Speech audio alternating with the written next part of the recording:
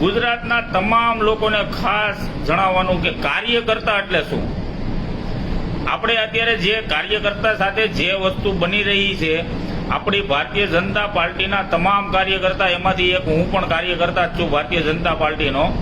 તો અત્યારે ભારતીય જનતા પાર્ટીની કાર્યકર્તાને શું આપણે વેદના છે, શું એની હાલત છે, એ તમને બતાવવા માંગુ છું.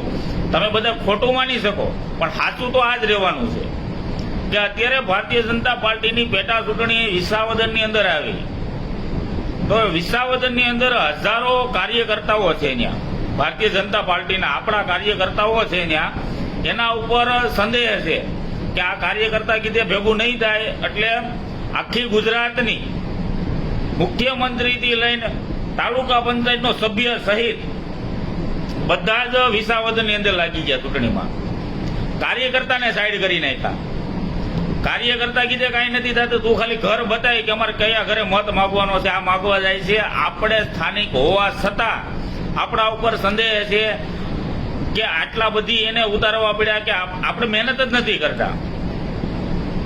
જે ગામની અંદર જે આપણે રહીએ છીએ એ ગામની અંદર કઈ રીતે લોકોને સમજાવવા એ આપને ખબર નથી પડતી. આ રાજકીય નેતાને જેને આપણે બનાવ્યા છે, જે સમયે ચૂંટણી દરમિયાન જ્યારે આપણે એને મત આપીને ઘરથી લઈને જેને મતદાન સુધી લઈ ગયા, એના ઉપર સંદેહ કરવાની વાત છે.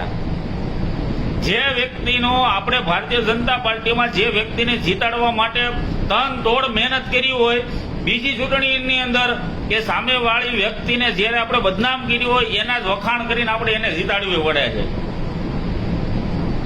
આ ભૂલી નહીં જતા તમે બધા.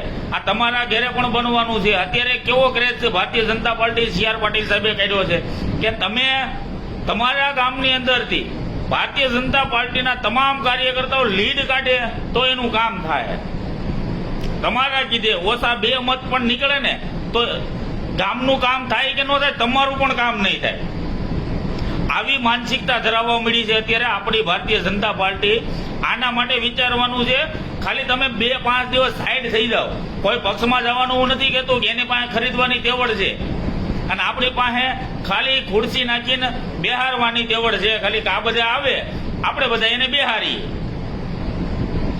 એની સ્વાગત કરી, એને ફૂલ હાર પહેરાવીએ, એ વિયા જાય. બીજે દિવસે સવારમાં પેપરમાં ફોટો ખાલી એનો આવે, હેઠે બેઠા હોય એનો કોઈનો નથી આવતો. ખાલી આ માટે આપણે કાર્યકર્તા રહી ગયા છીએ કે આવે અમરેલીથી નીકળે કે વિસાવદરથી નીકળે, આપણે ખાલી ફોન કરી દઈએ કે અમે આવી છીએ, એટલે ભર બપોરે 3-3 વાગે બધાને ઉઠાડીને ગામમાં ભેગા કરવાના. એ આવે એટલે અમે એને દેખાવું જોઈએ કે 25-50 માણસો 100 માણસો છે આપણે વાત સાંભળવા માટે. શેની વાત સાંભળવાની ભાઈ? તમે એવું શું કરી દીધું? તમારી વાત સાંભળો. બપોરે વાડીએથી આવ્યો હોય, ઠાયકા પૈકા ઉતા હોય તો એને ઘરેથી ઉપાડીને એને સભામાં લઈ જવાના, અને બીજે દિવસે ફોટો તો આ ભાઈ નો આવે, એક ગામનો મોભી નો આવે ને એક આ ભાઈ નો આવે. આ બધી ભારતીય જનતા પાર્ટીના કાર્યકર્તાઓને ખાસ જણાવવાનું કે આવી આપણી ભારતીય જનતા પાર્ટીના કાર્યકર્તાની હાલત છે. જે વ્યક્તિઓને આપણે નીચા પડવા માટે એક હારે બધા લાગી ગયા હોય, એ વ્યક્તિને 5 વર્ષ પછી પાછો આપણે એને સપોર્ટ કરવાનો થાય છે. ખબર છે ને? આપણામાં સંદેહ કરવામાં આવે છે, એને ખરીદી લેવામાં આવે છે, આપણે એનો પાછો પ્રસાર કરવામાં, આપણે એને પ્રસાર કરવાનો. જે વ્યક્તિએ ભૂપત ભાયાણીને આપણે ગત આમ આદમી પાર્ટીમાંથી ફોર્મ ભરાયું હતું, એને ભારતીય જનતા પાર્ટીના કાર્યકર્તાઓને પૂછજો કેવા કેવા શબ્દો કીધેલા છે. અત્યારે એને ભેગો રાખવો પડે છે.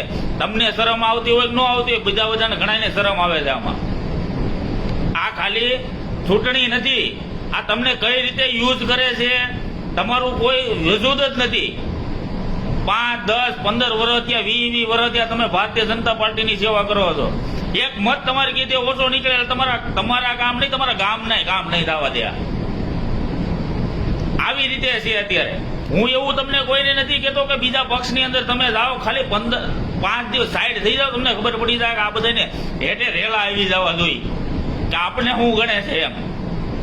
આવી રાજનીતિ ખેલવામાં પહેલી વાર કોઈ આગળ આવ્યું તો CR પાટીલ સાહેબ છે. આપણે બધાને ગુમરાહ કરી દીધા છે, ગાંડા કરી દીધા એમ.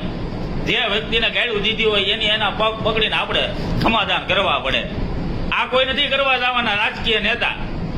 આપણે સમાધાન કરી નાખીએ ત્યારે ખાલી ઈ બે સામે આમાં ભૂલાર કરે છે. આપણે કયા મકસદે મત માંગવા જાય લોકો?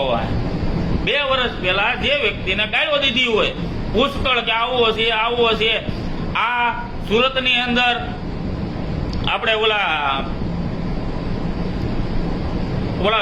જેમાં પકડાના હતા ભૂપતભાઈ વાયાણી યોયોમાં, એ વ્યક્તિને અત્યારે આપણે સપોર્ટ કરવાનો. સારા શબ્દો ગાળું દીધેલી હોય એના અંતે આપણે પગ પકડવાના વિચાર તો કરો. આપણી હાલત કેવી કરી નાખી આ લોકોએ. એનામાં કાંઈ એમ લાગે કે આપણે અહીંયા હારી જવાના છીએ, એ માટે ઈ લોકો ખુદ બધા આવી ગયા છે. આપણે કીધે કાંઈ નથી થાય, કાર્ય કીધે એકવાર કાર્યકર્તા સાઈડ થઈ જાવ ને બધા. તમને હું એવું કોઈને કહેતો નથી કે તમે કોઈ પક્ષની અંદર જતા રહો, ખાલી સાઈડ થઈ જાવ એટલે આ બધાને ખબર પડશે. અમરેલીની અંદર કૌશિકભાઈ વેકરિયા જ્યારે ધારાસભા લડ્યા ત્યારે પણ સૌની યોજનાની વાત કરેલી હતી. ભરતભાઈ સુતરિયા સાંસદ લડ્યા ત્યારે પણ સૌની યોજનાની વાત કરી. હજી સૌની યોજનાના પાણી ફૂંકાઓ અમરેલી જિલ્લાની અંદર નથી આવ્યા. ગમે ત્યારે પૂછો કે આવી જાહે, થઈ જાહે, બસ આ જ વાત રહી છે. એટલે ન્યા કોઈ તમે માનોમાં ભાઈ આ બધા જે ચૂંટણી સમયે થાય એ જ કામ થાય, બાકી કોઈ કામ નથી થતા. ભાઈ હજારો અત્યારે ખાતમુહૂર્ત અમરેલીની અંદર થઈ ગયા. હજી બીજી વાર આવશે તો એની રિબીન કાપવામાં આવશે તો ખબર નથી. આ વિરોધ નથી. કૌશિકભાઈ વેકરિયા અમરેલીની અંદર એક દીકરીની સરઘસ કાઢ્યું, ભાઈ ઈ સાચું છે ખોટું છે કોઈને ખબર નથી, પણ ઈ કેવા તૈયાર નથી કે ભાઈ હું આમાં નથી. આમાં હું ક્યાંય સૌ નહીં, આવું મેં ક્યાંય હપ્તા નથી લીધા. છોકરી બધો લેટર કાંડે ખોટો છે. આવી રીતે બધાને અત્યારે દૂર રમાડે છે. બધા ખાસા છે તો કેમ સામે નથી આવતા? કાલ સવારે મારો હતે દાવ લેવાય જાય. યાદ રાખજો, આવી છે રાજનીતિ કે એનો પ્રસાર કરો, એની વાંહે તન દોડ મહેનત કરો, છતાં તમારો દાવ લેવાય જાય. તમે અવળા થયા અને તમારે ઘર ભેગી ના કરી દે. ઘરે પૂગવા દે તો ભલે, ઘરે પૂગવા નથી દેતા અમુક તો. આવી ભારતીય જનતા પાર્ટીની કાર્યકર્તાની હાલત છે અત્યારે ગુજરાતની અંદર. મોદી સાહેબના નામે આ લોકોએ મત માંગ્યા છે ને આપણે મોદી સાહેબના નામે મત આ બધાને દેવરાવ્યા છે. હવે આ પોતાનો પાવર બતાવે બધા. મજા આવે કાર્ય કરવાનું, મજા આવે બધું બનાવી દેવાનું. કોઈને સંગઠનમાં પૂછવાનું નહીં તમારે શું કરવું છે.